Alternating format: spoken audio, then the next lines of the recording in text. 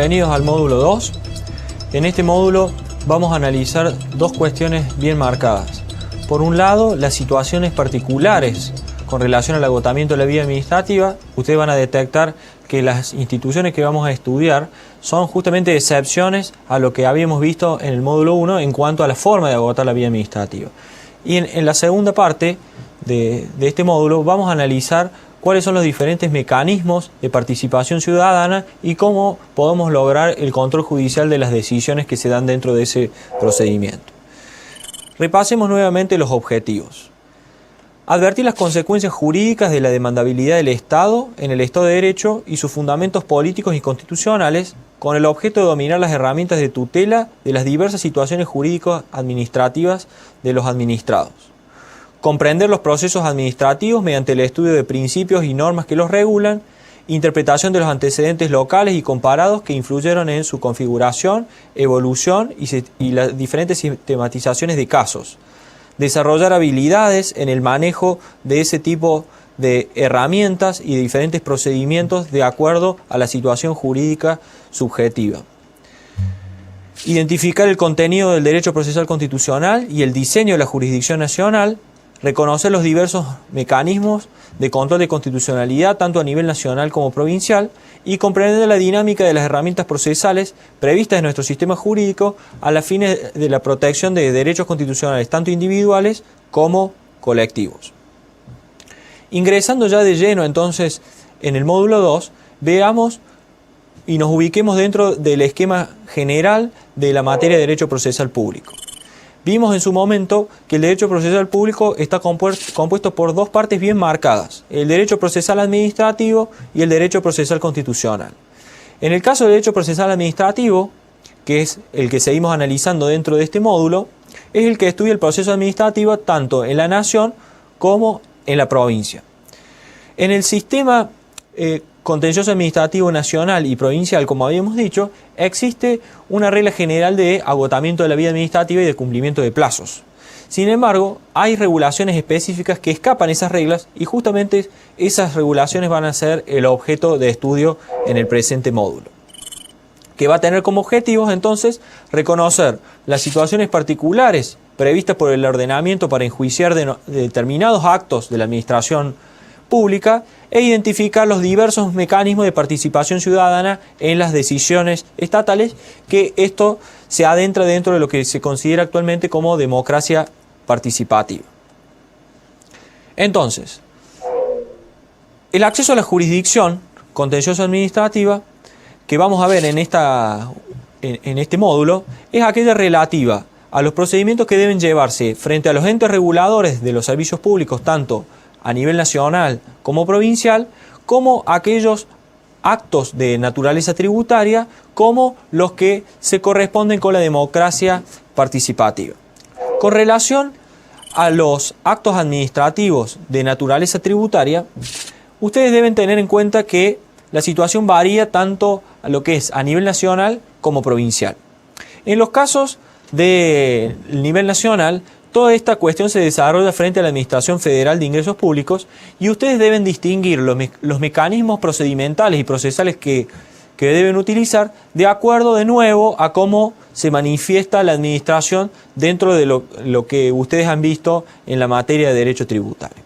Entonces, pueden advertir en el esquema que si la AFIP lo que dicta es un acto administrativo por el cual determina de oficio un tributo, por ejemplo, frente a la omisión de realizar una declaración jurada, el administrado puede optar para interponer dentro de los 15 días, por un lado, un recurso de reconsideración ante el superior de la AFIP, o interponer una apelación ante el Tribunal Fiscal de la Nación, siempre que el monto objeto de la determinación de oficio sea superior a los 2.500 pesos. Tienen que tener en cuenta que en el caso de elegir la reconsideración ante el superior y obtener una respuesta negativa, luego de ello deben interponer una demanda de repetición, pero deben cumplir con el pago previo. Es decir, antes de interponer esa demanda de repetición, deben pagar el monto de la determinación de oficio para luego iniciar una acción judicial de repetición de tributos. Es importante tener en cuenta que en virtud de lo establecido en el artículo 32 de la ley 19.549, la ley de procedimientos administrativos, en esos casos no es necesario hacer reclamo administrativo previo antes de la demanda de repetición, sino que se puede acudir directamente a sede judicial.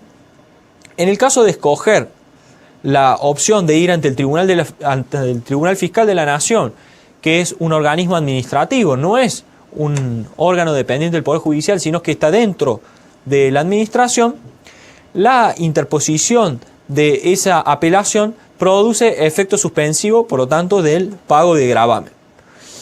En el caso en que obtengan un rechazo de la apelación ante el Tribunal Fiscal de la Nación, queda inhabilitada para interponer ante la Cámara Federal un recurso de apelación limitada, y en este supuesto también existe la exigencia del pago previo, de lo que se llama el principio solve repet, pague y después repita, que, como habrán leído en el material, ha sido considerado constitucional tanto por la Corte Suprema de Justicia de la Nación como el Tribunal Superior de Justicia de aquí de la provincia de Córdoba.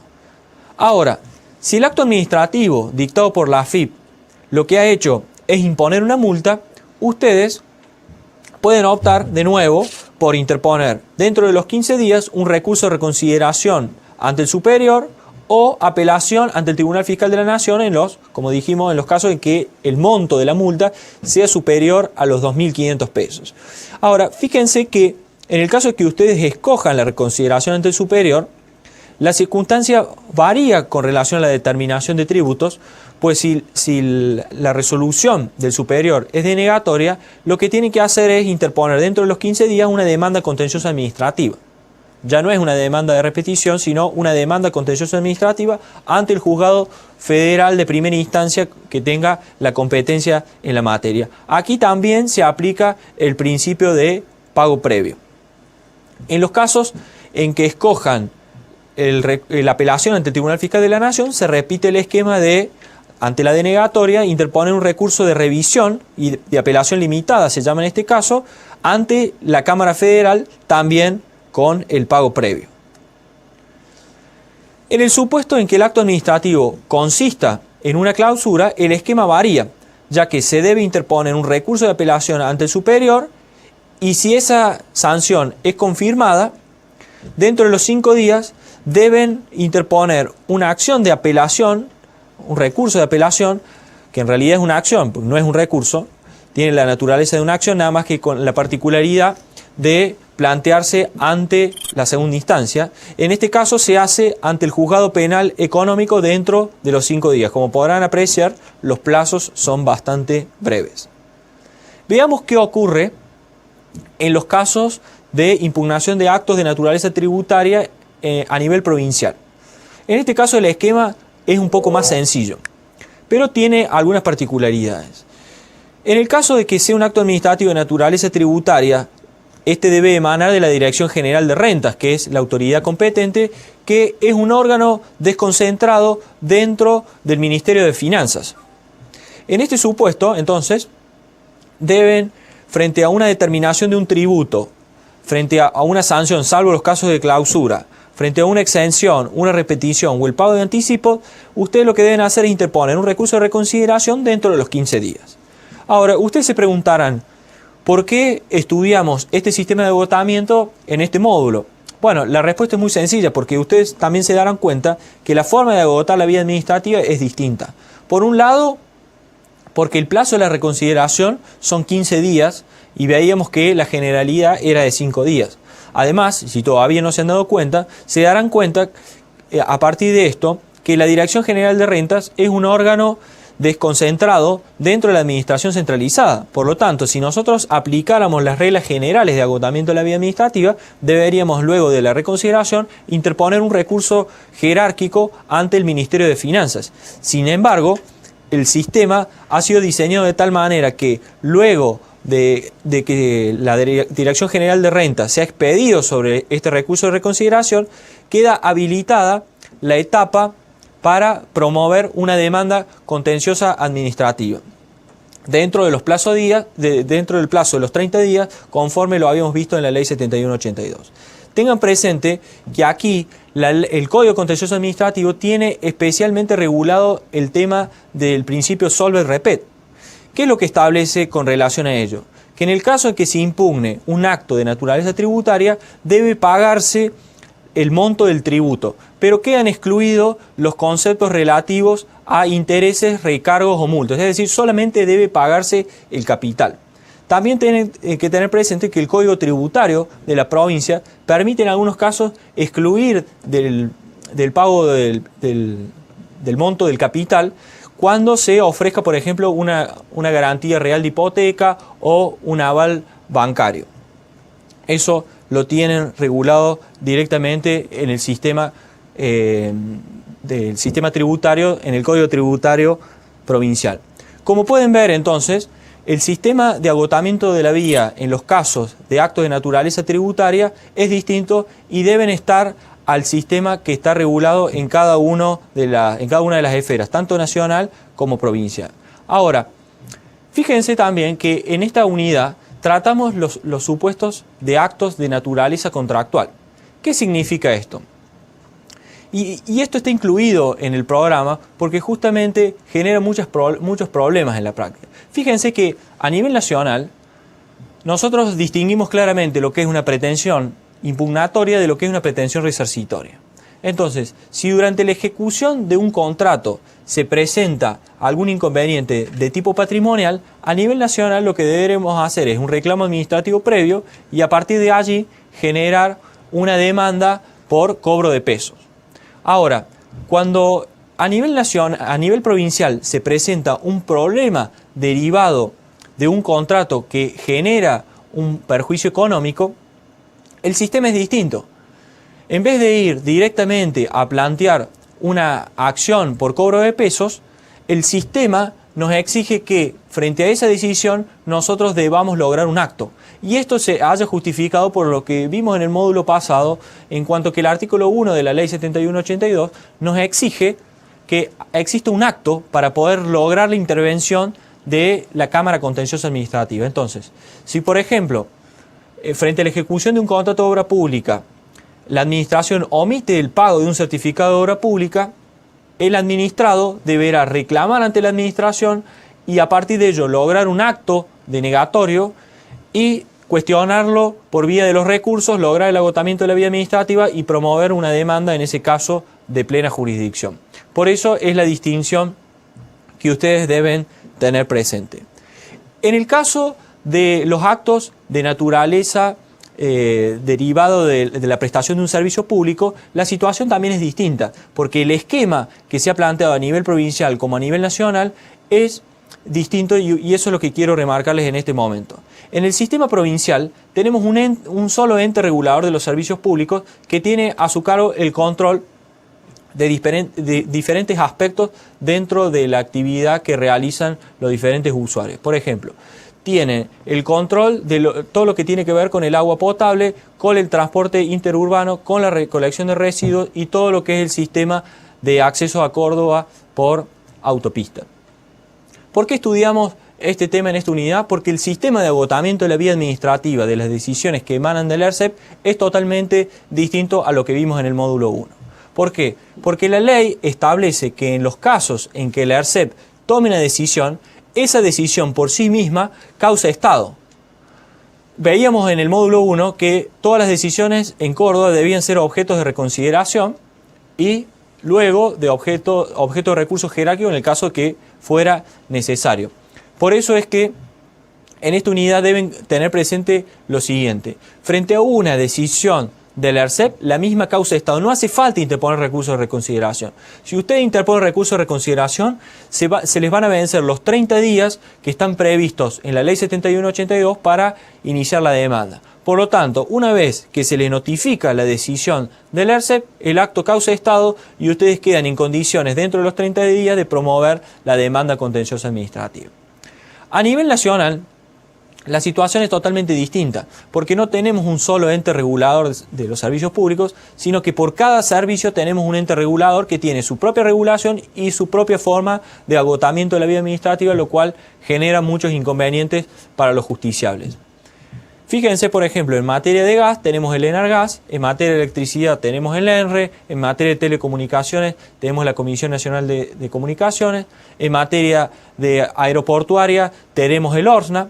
Entonces, ¿cuál es la conclusión? Ustedes deberán estudiar en cada caso concreto la normativa que regula cada uno de esos entes reguladores para advertir de qué manera se agota la vía administrativa. Analicemos cuáles son los dos casos más importantes antes de finalizar con esta parte. En el caso del ENRE, como en el caso del ENARGAS, sus decisiones pueden ser cuestionadas mediante recurso de reconsideración. Recuerden que a nivel nacional es optativo, mediante recurso de alzada, que también es optativo. Y en el caso de que ustedes deciden directamente ir a sede judicial, lo que deben hacer es interponer una demanda, que en realidad se llama recurso judicial, directamente ante la Cámara Contencioso Administrativa de Buenos Aires, para que entienda directamente en esa controversia. Como ven, nos salteamos la primera instancia y promovemos un recurso judicial directamente ante la Cámara Federal, lo que hace particular este sistema. Con esto termino con este bloque y los espero en el bloque siguiente.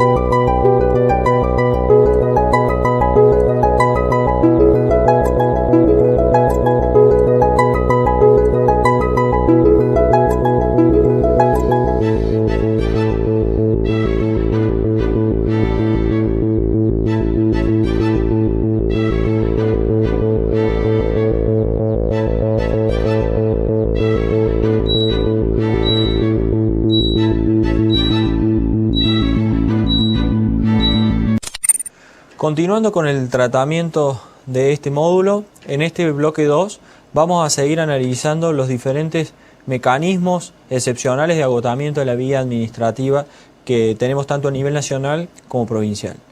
En el bloque anterior, al final, les comentaba que el sistema de agotamiento de la vía administrativa, cuando la decisión emana de un ente regulador de los servicios públicos a nivel nacional, varía de acuerdo a su normatización en cada caso particular.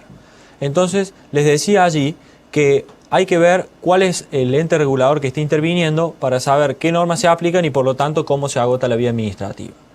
Los casos paradigmáticos son como también les decía allí, son los casos de los entes reguladores de servicios públicos del gas y de la electricidad. Pues cuando se privatizaron los servicios allá por la década del 90, se previeron mecanismos de impugnación de sus decisiones distintos a los que rigen la generalidad de los casos. Entonces, las decisiones del ENARGAS como del ENRE se pueden cuestionar a través de recursos de reconsideración. Presten atención que le estoy hablando del verbo poder, es decir, que es facultativo. También se puede interponer recurso de alzada, siendo este también optativo. Y luego de ello, o directamente, interponer una demanda judicial ante la Cámara Federal, en lo contencioso administrativo federal de la Ciudad Autónoma de Buenos Aires, que tenga competencia para el caso, donde ustedes van a interponer entonces una demanda judicial que recibe el nombre de recurso directo en los marcos regulatorios del gas y de la electricidad, y deben hacerlo dentro de los 30 días. Bien, continuando entonces con el desarrollo de este módulo, vamos a pasar entonces a lo que es la segunda parte y vamos a analizar lo que es el procedimiento de audiencias públicas. Tanto la audiencia pública como el sistema de acceso a la información pública responden a una nueva impronta que se está dando en todo el mundo y en la mayoría de los sistemas del derecho comparado, que es lo que se llama normalmente como la democracia participativa.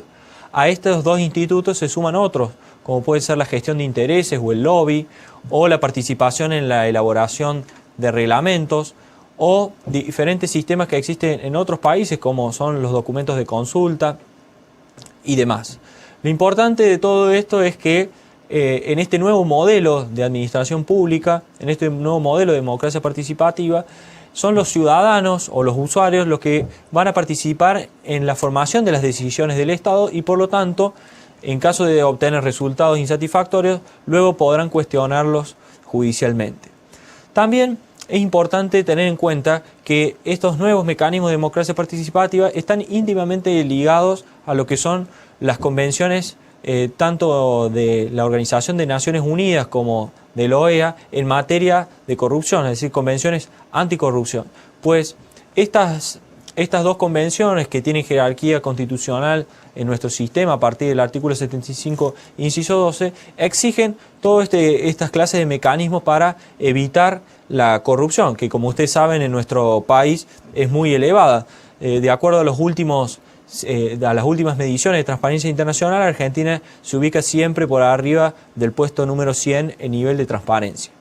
La participación de los ciudadanos en la realización de la actividad administrativa permite un mayor control y por lo tanto determina una mayor transparencia en el ejercicio de la función pública y en el manejo de los gastos públicos. Como les decía, entonces, hemos escogido para tratar en esta oportunidad dos de esos mecanismos y uno de ellos es el que abordaré seguidamente, que es el relativo a la audiencia pública, es decir, un proceso de audiencia pública. Analicemos cuáles son sus etapas. Las etapas de la audiencia pública comienzan con la convocatoria. Es muy importante que la convocatoria, como todos los actos que se lleven adelante después, tengan una amplia publicidad, pues justamente eso es lo que permite una mayor participación ciudadana y por lo tanto un mayor control. Entonces, la audiencia pública comienza con un acto administrativo que es de convocatoria de la audiencia y que se va a realizar en aquellos casos en que este mecanismo sea obligatorio. Por ejemplo, en el ámbito del ERCEP se prevé la obligatoriedad de la audiencia pública en aquellos casos en donde se va a realizar un aumento tarifario. Una vez que se ha dictado el acto administrativo de convocatoria, donde se van a especificar los motivos de la convocatoria, el día y hora y lugar en donde va a ser realizado, quiénes pueden ser los participantes y los motivos de la misma, se va a ordenar la publicidad del llamado. La publicidad del llamado debe realizarse obligatoriamente en diarios que tengan tirada, en mecanismos televisivos, todo ello en base a lograr la mayor concurrencia de participantes en este procedimiento. Una vez que los interesados han tomado conocimiento de la realización de este procedimiento administrativo, se dispondrá también en el llamado un lugar y hora para realizar la inscripción. Esta regulación de las audiencias públicas por la resolución 3 del año 2001 en el ámbito del ERCEP es muy interesante en cuanto al sistema que establece en que los administrados primero que todo deban inscribirse, es decir, deben identificarse, esto para evitar problemas después en la etapa de debate que cualquier persona que no esté identificada quiera participar. También es importante que quien decide participar en la audiencia pública especifique cuáles son los cuestionamientos o los problemas o inconvenientes que plantea la circunstancia que está discutida dentro del ámbito de la audiencia pública. Es común también que se exija que las preguntas a realizarse a los diferentes jugadores del servicio se hagan por escrito, de modo tal de que se puedan filtrar todas aquellas preguntas que son descalificantes, que son agraviantes o que son repetidas. Una vez que han finalizado el plazo de inscripción, el día previsto para realizar la audiencia pública, se va a elaborar un acta de apertura del acto de audiencia pública y se va a proceder a la lectura del objeto de la convocatoria. En este caso que venimos trabajando es el aumento de una tarifa, supongamos, del agua potable. A partir de allí viene la parte más controvertida de las audiencias públicas, que es la intervención de los participantes. Si habrán apreciado alguna vez mediante los mecanismos de la televisión cómo se desarrollan estas audiencias públicas, habrán advertido alguna vez los inconvenientes que se plantean entre los usuarios y quienes prestan el servicio, que muchas veces han obligado a la intervención de la fuerza pública. Por eso es que insisto que la posibilidad de intervenir mediante preguntas por escrito permite que el desarrollo de este procedimiento sea ordenado.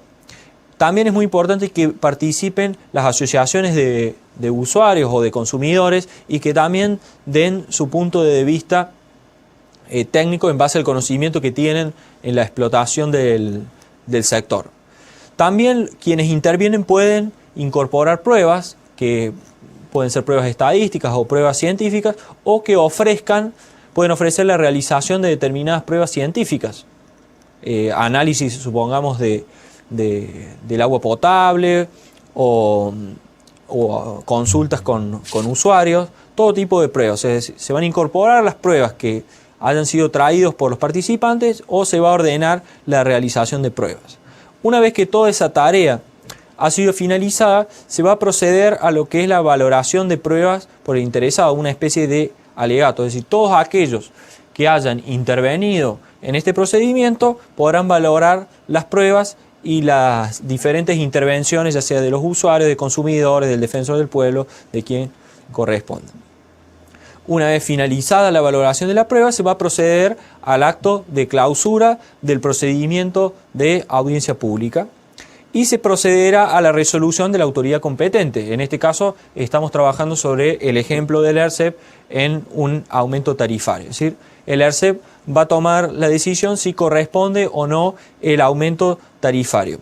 Esa decisión, una vez que ha sido adoptada, deberá ser publicada. En el caso del ERCEP, se ordena que la publicación se haga dentro del boletín oficial y que se dé a conocer, si es necesario, a través de medios periodísticos, y aquí esta decisión puede ser objeto de impugnación mediante los mecanismos que les expliqué con anterioridad, en el sentido que la decisión del ERCEP causa estado y puede ser cuestionada directamente ante el fuero contencioso administrativo. Ahora, yo les pregunto, ¿qué ocurre si el ERCEP toma una decisión de aumento tarifario y omite la realización de una audiencia pública? En ese caso, ese acto administrativo, ¿qué vicio ostenta?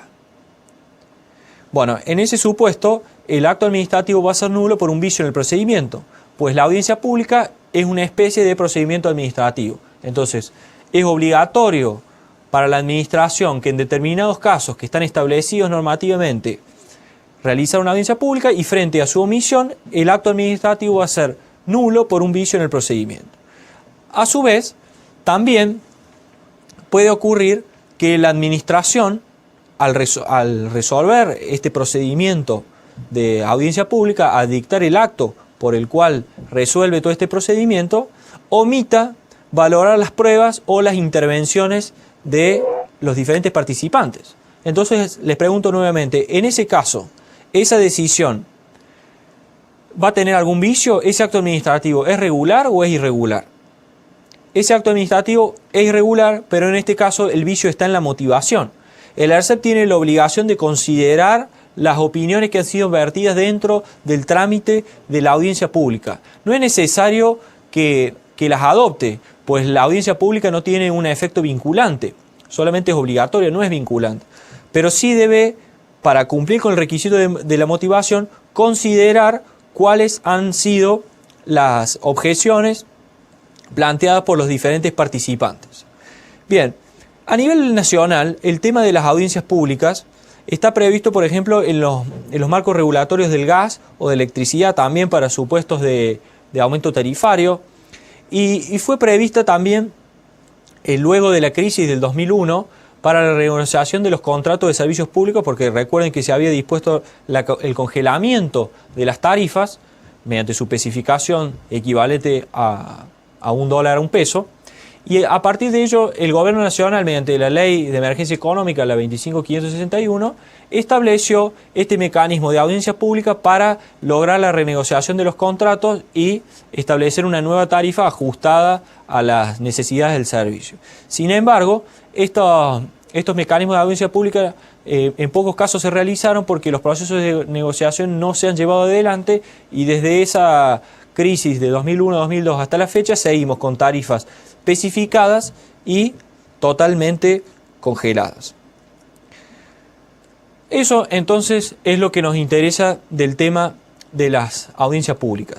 Fíjense que la jurisprudencia ha sido muy estricta en la valoración de los recaudos que deben realizarse previo al dictado de un acto administrativo que exige la realización de una audiencia pública. Por ejemplo, la Corte Suprema declaró la nulidad de una resolución en tanto que la Secretaría de Comercio había omitido, antes de establecer un aumento en los aranceles tarifarios con relación a la importación de calzado de Brasil, omitió la realización de una audiencia pública, y en el caso Adidas y otros, estas empresas que se dedican a la producción de calzado deportivo interpusieron un amparo y la Corte declaró la nulidad de ese acto administrativo por haberse omitido la realización de la audiencia pública. También ha habido otros casos en donde el Defensor del Pueblo ha promovido demandas planteando la nulidad de decisiones que disponían aumentos tarifarios por omitir la realización de audiencias públicas. En estos casos siempre tienen que tener presente, entonces, como les dije, que estamos en presencia de actos administrativos que tienen un claro vicio en el procedimiento. Bien, el otro instituto que vamos a desarrollar en esta unidad es el derecho de acceso a la información pública. ¿Se acuerdan cuando veíamos en el primer módulo el cuadro sobre las situaciones jurídicas subjetivas? Yo les comentaba que en los casos de intereses simples, el interesado, el administrado, solamente tenía interés en la buena marcha de la administración y por lo tanto solo quedaba habilitado para interponer una denuncia administrativa. Y allí mismo les explicaba que quedaban exceptuados de esa situación los casos en que estábamos hablando de este derecho de acceso a la información pública. El derecho de acceso a la información pública es un desprendimiento de la publicidad de los actos de gobierno y es una institución que viene desarrollada desde hace mucho tiempo en otros países. De hecho, hay una directa relación entre lo que es corrupción y acceso a la información pública. Está comprobado que todos los países que tienen leyes de acceso a la información pública tienen niveles de corrupción mucho más bajos. Hay países, por ejemplo, que se encuentran en niveles de transparencia más altos como Suiza o Suecia, que tienen leyes, en el caso de Suecia, desde 1776. O sea que imagínense el desarrollo que tienen en este tipo de institutos. Como les decía, esto tiene fundamento constitucional, sobre todo en lo que es el sistema republicano de gobierno y el conocimiento de los actos del Estado. Pero este tema lo voy a dejar para desarrollar en el bloque siguiente, así que los espero en el próximo bloque.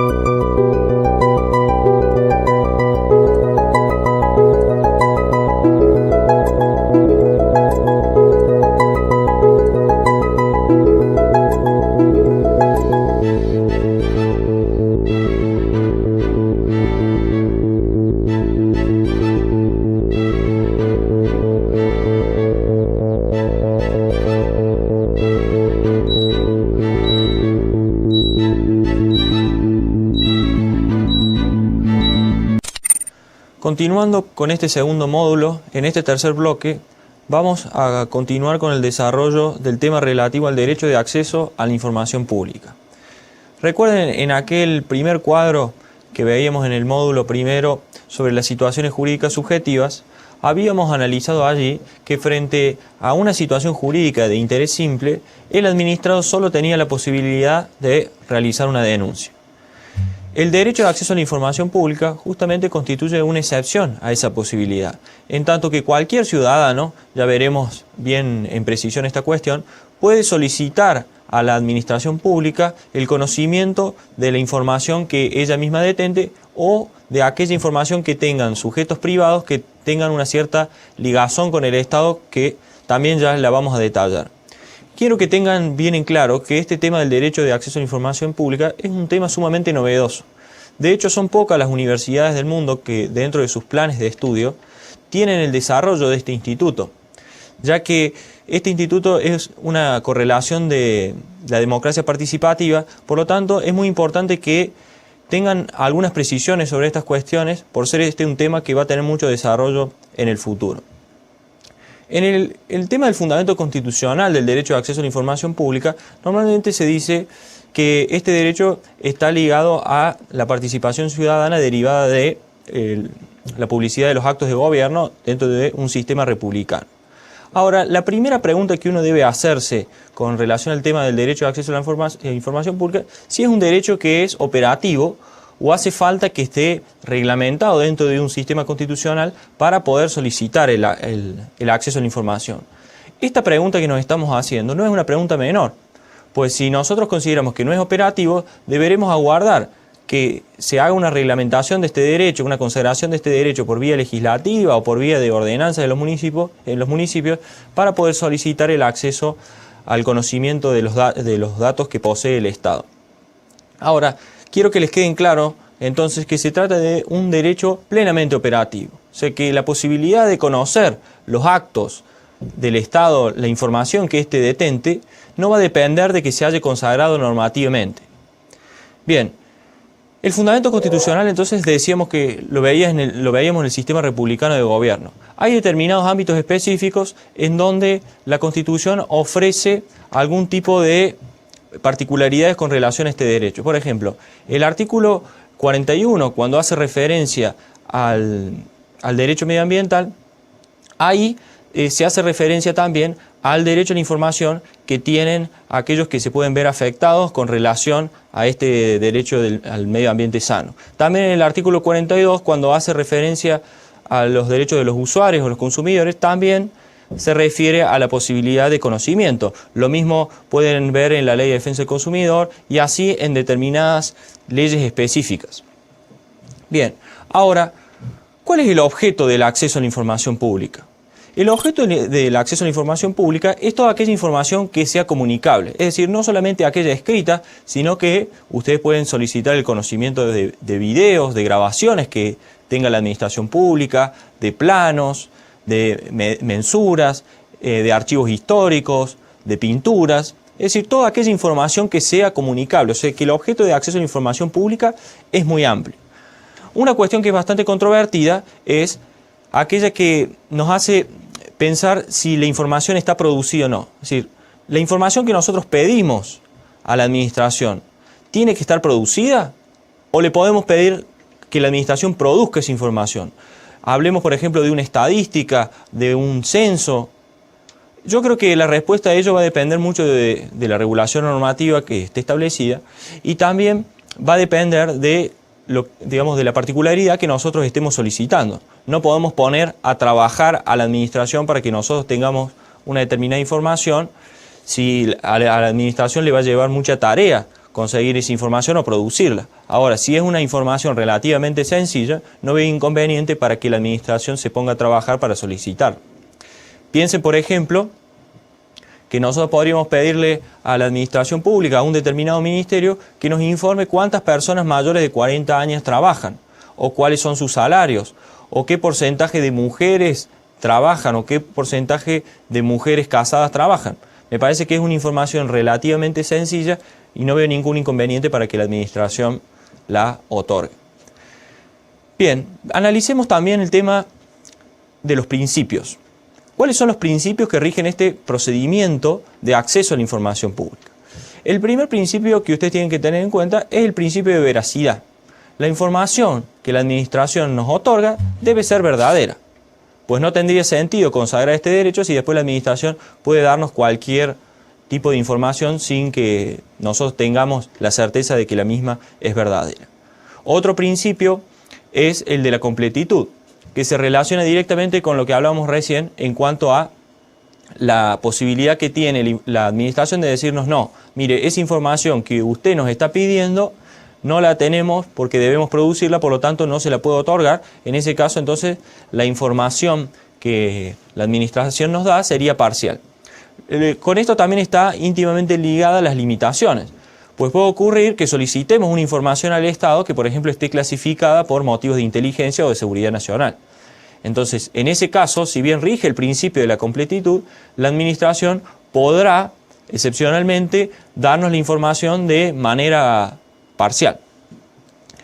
Otro principio que debe quedar bien en claro es el principio de la gratuidad. No pueden exigirse el pago de tasas, de contribuciones o de cualquier emolumento que se le exija al administrado para brindarle la información, sino que esta debe ser otorgada de manera gratuita. Ahora bien, ello no impide que la administración les cobre un determinado monto de dinero por la producción de la información. Por ejemplo, si ustedes necesitan fotocopias o la realización de un determinado plano. Bien, además de esos principios que son propios del derecho de acceso a la información pública, existen los típicos principios de cualquier procedimiento administrativo, es decir, la oficialidad, es decir, que debe ser la administración la que debe desarrollar una vez que ustedes solicitan la información, debe ser la administración la que procure desarrollar todo el trámite para que ustedes puedan conseguir la información, es decir, no rige el principio de instancia de parte, sino solamente al momento de pedirlo. Rige, por supuesto, el principio de legalidad en cuanto a que la administración queda vinculada por la normativa que la regula y no puede apartarse de ella ni declararla inconstitucional. Este último aspecto ya lo veremos más adelante. También rige el principio del debido proceso, porque muchas veces la información puede ser solicitada por el administrado con un fin instrumental. Supongamos, yo me he presentado para participar en un concurso o quiero presentarme para participar en un concurso docente en una universidad nacional y no conozco la reglamentación. Entonces, para poder ejercer mi derecho a participar en ese concurso necesito tener el reglamento del concurso. Entonces, a través de este mecanismo de la información pública, solicito que se me brinde la información acerca de cuál es la normativa que rige el concurso. Otro ejemplo podría ser en aquellos supuestos en donde yo estoy siendo objeto de un sumario y necesito conocer cierta normativa a los fines de ejercer mi derecho de defensa. Ustedes estarán pensando también, y con cierta lógica, que este derecho en muchos casos puede ser mal utilizado. Por ejemplo, para obtener perfiles de consumidores, para acceder a determinada información que le pueda dar a una empresa un cierto conocimiento del mercado. Bueno, para eso van a funcionar después las limitaciones y por eso tiene que quedar en claro también que es muy importante la casuística en este tipo de cuestiones. Pasemos ahora a analizar el tema relativo a la legitimación. Es decir, ¿quiénes son los sujetos legitimados tanto para solicitar el acceso a la información pública como para ser objeto de acceso a la información pública? Entonces, allí dividimos en legitimación activa y legitimación pasiva. ¿Quiénes son los legitimados activos entonces? Los legitimados activos, y acá esto se relaciona con lo que les dije al comienzo en cuanto a la excepción del interés simple en poder exigirle a la administración una determinada conducta, los legitimados activos son todas las personas y eso puede ser incluso extendido a los extranjeros en algunos sistemas como el nuestro, en donde a partir del artículo 20 de la Constitución Nacional se establece una equiparación entre nacionales y extranjeros. Es decir, que la legitimación es universal. Todas las personas, todos los ciudadanos, y les repito, en nuestro país, aún los extranjeros, pueden solicitar el acceso a la información pública. Esto también va a depender de la regulación normativa. El tema de los extranjeros, en otros países donde están soportando una ola inmigratoria y están luchando permanentemente con los problemas de inmigración, resultaría ilógico que se permita el acceso a la información a una persona que no pertenece a ese país. En nuestro caso, por el bagaje histórico que tiene el artículo 20, que ustedes ya habrán estudiado en Derecho Constitucional o en Historia del Derecho, podrán advertir que el extranjero se encuentra en una equiparación de derechos y por lo tanto puede solicitar el acceso a la información pública. La legitimación pasiva es un poco más compleja. Aquí sí vamos a tener un inconveniente si no tenemos una regulación normativa. En la regulación normativa que tenemos a nivel nacional, que es el decreto 117203, en uno de sus anexos, trata el tema relativo al derecho de acceso a la información pública. Me interesa hacer un paréntesis allí para dejar bien en claro que el decreto 117203 solamente tiene su ámbito de aplicación dentro del Poder Ejecutivo Nacional. Por lo tanto, en la actualidad, si nosotros quisiéramos acceder al conocimiento de información que no es del Poder Ejecutivo Nacional, sino que depende, supongamos, del Poder Legislativo o del Poder Judicial, no tenemos una regulación concreta. En la actualidad y desde hace mucho tiempo se está trabajando en el dictado de una ley de acceso a la información pública a nivel federal que regule todas estas cuestiones. En el caso de Córdoba tenemos la ley 8803 del año 2000, en donde, si bien de una manera bastante poco detallada y poco desarrollada, se establecen algunos principios del derecho de acceso a la información pública, aunque ello ha presentado en la práctica muchas dudas interpretativas que luego les voy a aclarar. Entonces, la legitimación pasiva va a depender de la regulación normativa.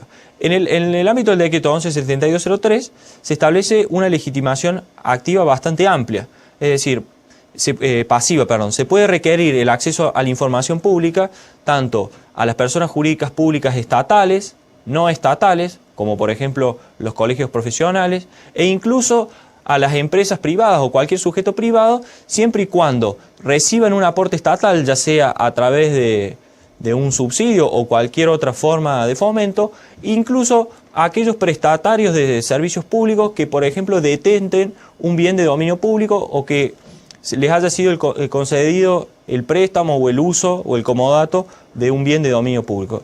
En definitiva, todos aquellos que tengan una ligazón con el Estado, ya sea a través de recursos o a través de un contrato, pueden ser objeto de acceso a la información pública. Ahora bien, en esos casos va a ser distinto en cuanto que este tipo de personas no desarrollan en toda su actividad función administrativa. Por lo tanto, el derecho de acceso a la información pública va a estar ligado en aquellas cuestiones que sean un correlato del interés público cuyo desarrollo le ha encomendado la administración.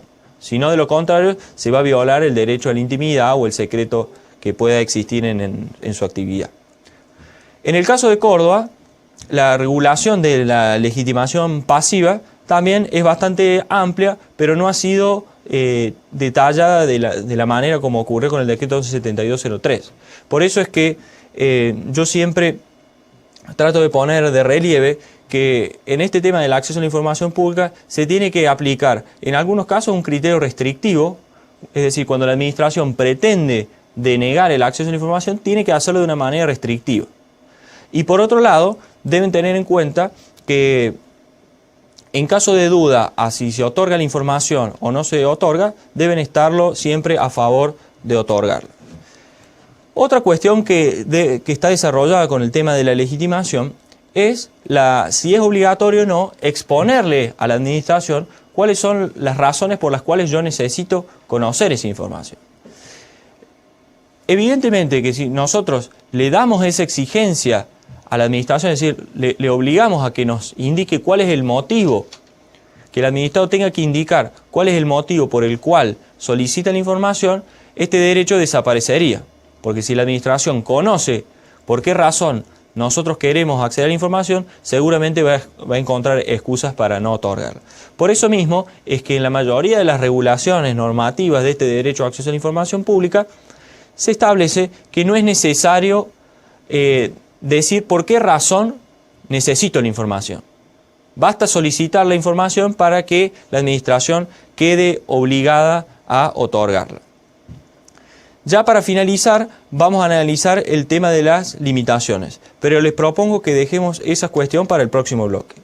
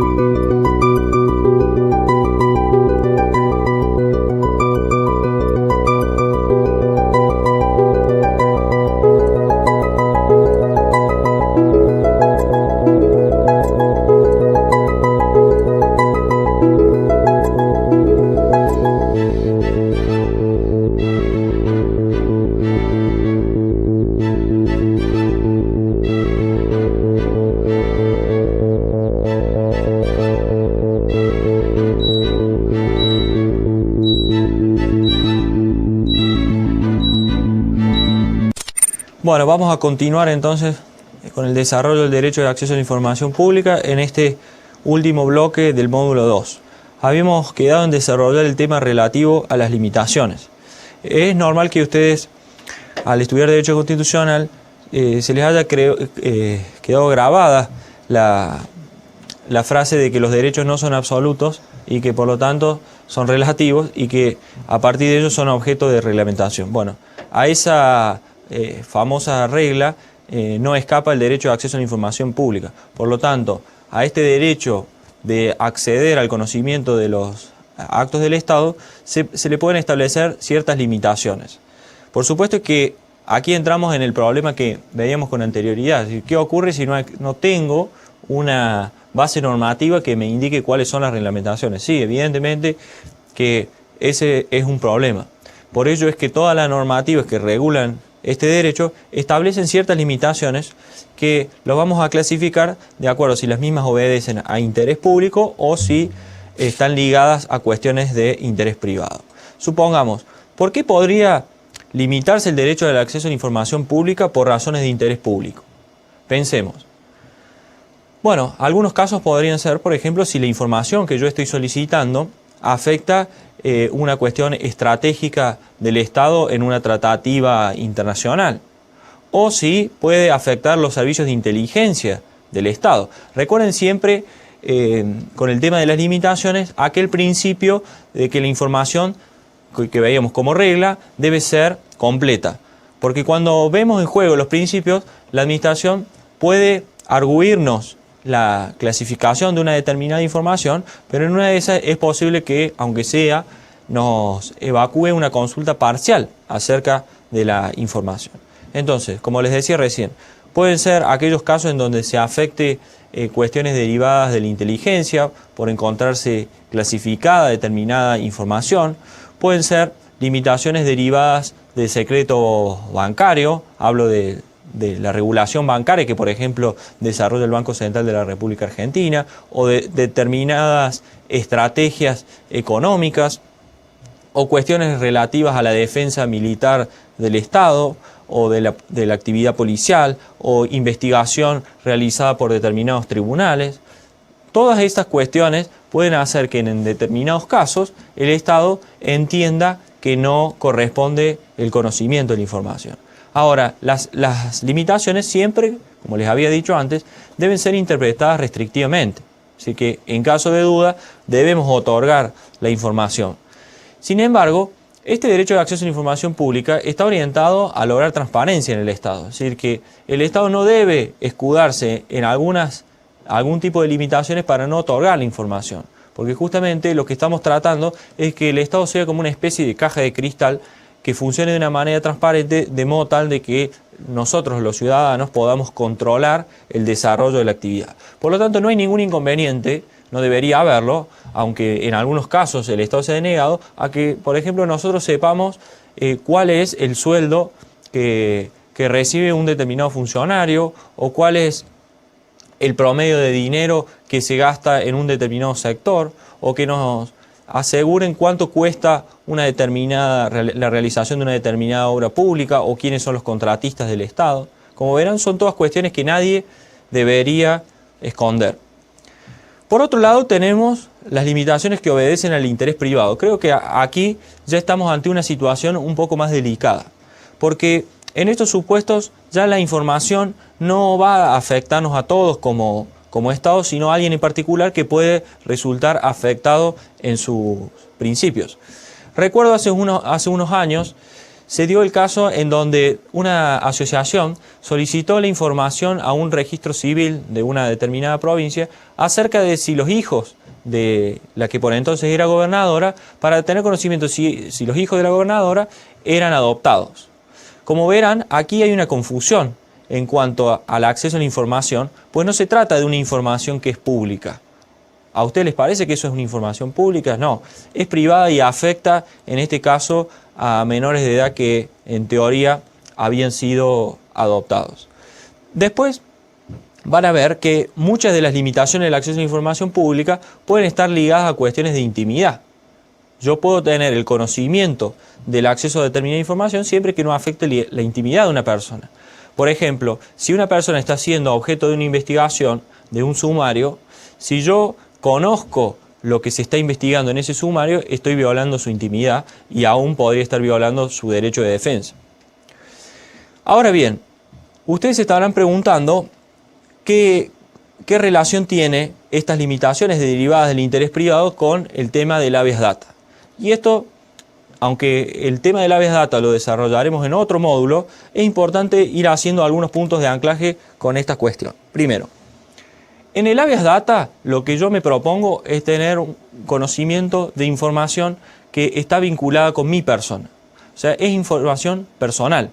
Pretendo conocerla y luego modificarla, suprimirla o declararla confidencial. En cambio, en el derecho de acceso a la información pública, yo pretendo tener conocimiento de información que es pública, no que es privada. También es importante tener en cuenta la cuestión relativa a la legitimación. La legitimación, como veremos en el habeas data, le corresponde a quien es afectado, a sus sucesores universales y también a las personas jurídicas. En cambio, vimos que el acceso a la información pública en cuanto a su legitimación establece un patrón amplísimo. Todas las personas, y vimos que también en nuestro derecho puede ser los extranjeros. También pueden limitarse el derecho de acceso a la información pública por otras razones de interés privado, como puede ser el secreto profesional, el secreto sacerdotal, y esto relaciónenlo con lo que veíamos en cuanto a los legitimados pasivos. Pues supongamos que una determinada empresa tiene un subsidio, quedaría dentro del marco del decreto 117203, sujeta al acceso a la información pública. Ahora, el conocimiento de la información pública no puede llevarme a mí a violar, por ejemplo, su secreto industrial. Tampoco podría solicitar el acceso a la información pública para tener un conocimiento sobre la labor que desarrolla una determinada empresa del Estado o sociedad del Estado que tiene a su cargo un desarrollo industrial. Pues eso afectaría el derecho de su intimidad y en cuanto a su desarrollo económico. Ahora, yo creo que en los casos de interpretación restrictiva debemos hacer una diferenciación. Cuando esté en duda otorgar la información o hacer lugar a una limitación derivada del interés público, yo creo que la administración y oportunamente el juez deben otorgar la información. Ahora, cuando el juez o el administrador está en duda de otorgar una información porque puede afectar el interés privado, creo que debe estarse a la protección del interés privado. Por último, vamos a ver el tema relativo a cuáles son los mecanismos de tutela judicial en el tema del acceso a la información pública. Y vamos a ir a las regulaciones específicas y a los diferentes supuestos que pueden presentarse. Yo voy y solicito el acceso a la información pública. Existen dos opciones, que la administración me lo otorgue, vamos a poner entonces tres posibilidades, que la administración me lo otorgue, que no me lo otorgue y me lo diga por escrito o que haga silencio. En el caso de que me lo otorgue, lo dejamos afuera porque no tendríamos ningún inconveniente. Ahora, en el ámbito del decreto 117203, tanto para los supuestos de silencio como para los supuestos de una actividad denegatoria, el decreto 117203 me dice que deberé utilizar el mecanismo previsto en el artículo 28 de la Ley Nacional de Procedimientos Administrativos. Esto es el amparo por mora. Y acá, ustedes que ya conocen cómo funciona el amparo por mora, se darán cuenta que esto presenta algunos problemas. En el caso de silencio, porque si yo le voy a pedir al juez un amparo por mora, ¿cuál va a ser el objeto de ese amparo por mora? El objeto de esa sentencia va a ser que el juez le ordene a la administración que dé la información. Y ven que el sistema del amparo por mora queda desbordado, porque normalmente el amparo por mora se utiliza para que el juez le ordene a la administración que dicte un determinado acto. Es decir, sirve para una obligación de hacer. El juez le impone una obligación de hacer. En cambio, en el ámbito del derecho de acceso a la información pública, lo que nosotros exigimos a la administración es una obligación de dar. Por lo tanto, estamos transformando este instituto de amparo por mora y por lo tanto este mecanismo no ofrece las respuestas adecuadas para ello. Fíjense que la cuestión se complica más aún en el caso en que la información es denegada. ¿De qué me sirve a mí iniciar un amparo por mora si la administración me ha denegado la información? En el caso de la provincia de Córdoba, la ley 8803 es más precisa en eso y creo que establece un sistema por lo menos más adecuado. Así hace una diferenciación y dice, en el caso de que sea silencio, funciona el amparo por mora. En el caso en que la administración haya denegado expresamente el pedido, lo que tiene que hacer quien solicita la información es articular una acción de amparo. Yo creo que el sistema más adecuado y seguramente va a ser el que se va a establecer cuando salga la ley de amparo que está en trámite en el Congreso de la Nación, va a ser directamente establecer una pretensión directa que me permita a mí accionar tanto en los supuestos de silencio como en los supuestos donde la información es denegada. Digamos, una pretensión autónoma de información, porque si nosotros utilizamos el amparo por mora, se nos van a presentar un montón de interrogantes. Si utilizamos el amparo común, se nos van a presentar también un montón de cuestionamientos derivados del artículo 43 en cuanto a que es un instituto que establece ciertas exigencias que no tengo por qué cumplir si lo que yo necesito es el acceso a la información pública. Para terminar el tema del derecho del acceso a la información pública, quiero dejarles bien en claro que este derecho, y esto a modo de conclusión, ha atravesado tres etapas bien marcadas. Por un lado, la etapa de oscurantismo, en donde el Estado no daba y no brindaba la posibilidad de conocer la información que manejaba. Después de allí y luego del desarrollo constitucional evidenciado en el siglo XX, ciertas constituciones en ciertos países empezaron a trabajar más intensamente sobre este derecho y pasamos a una etapa del derecho de acceso a la información pública que podríamos denominar clásico, que es este que yo les he expuesto en el cuadro de recién, es decir, la posibilidad que tiene el administrado de conocer la información a instancia de parte y que sea la administración la que luego se le otorgue. Sin embargo, desde algunos años, algunos países, y creo yo que en algunos años nosotros iremos hacia eso, estamos trabajando ya sobre un nuevo concepto del derecho de acceso a la información pública, que es la información positiva. ¿Esto qué significa? Que ya no es necesario que sea el administrado el que le solicite la información a la administración, sino que es la propia administración, de motu propio, la que tiene que poner en conocimiento de la ciudadanía toda la información. ¿Y a través de qué mecanismos? A través de los mecanismos que nos ofrece la tecnología, como pueden ser las páginas web.